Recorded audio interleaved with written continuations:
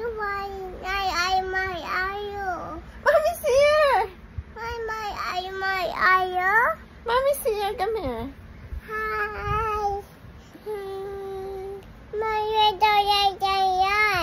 Mommy, turn on the lights. Yes. Apa. No, Papa, drink. Papa already go to work. Okay. No, Papa, drink. Good morning. So, nag-uulan ngayon dito sa Taiwan. Ayan.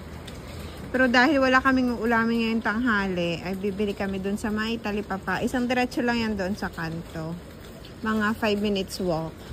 Nga pala ako nakapag-video dun sa may Talipapa kasi nga nagmamadali na rin ako at lumalakas yung ulan. Tapos ayan, pagka-uwi nga namin, pinanood ko lang si baby saglit sa TV tapos nagsaing na ako para makapagluto na rin ako ng lunch namin. Ang laki talaga ng tinaba ko ngayon kasi nga 56 kilos na ako ngayon. Medyo nagda-diet na nga ako at lumulobo ako. Hinihingal na kasi ako magkikilos ngayon eh. Kapag nag-exercise kasi ako, parang tinatamad naman na ako. Parang wala pa ako sa mood ngayon. Lalo malamig yung panahon, tapos nag-uulan. Ayun nga pala, nakapag-iwa na ako ng bawang. Tapos maghihimay na ako ng mga talbos. Tapos ayun, nagluluto na ako. Naglagay ako ng chili sauce.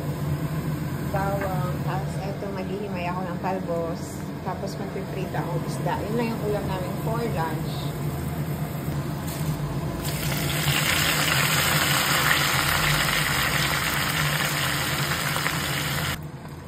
So guys, ayan, nakapagluto na ako ng talbos ng kamoteng ginisa sa bawang at sili. So ayan, luto na rin yung isda kong dinuro. Para siyang dinain ko, pero hindi siya bango.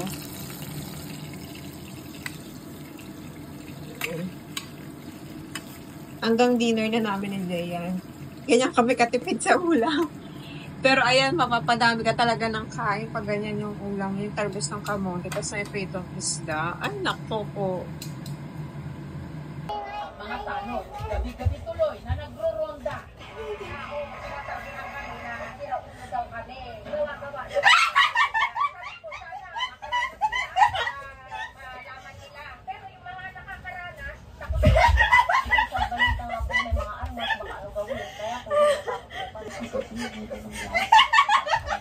Kumakasip sila sa bahay kung sino yung gusto nilang targetin.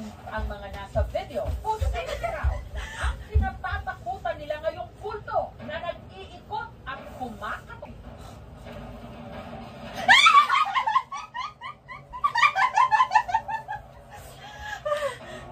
Sa kalagitnaan ng aming shoot sa Barangay Tanolong, nito lang Huwebes, ang mga kagawa nakatanggap ng report. Ate. May nag-report dito na pero kung nakita ng dalawang babae na nakilala ng dalawang kasi nakilalang hindi natin masigurado kung Hide and seek? Para mabigyang iliwanag ang punot dulo ng takot ng mga residente. Hinahanap ng aming team ang mga tao sa likod ng pagkalat na video.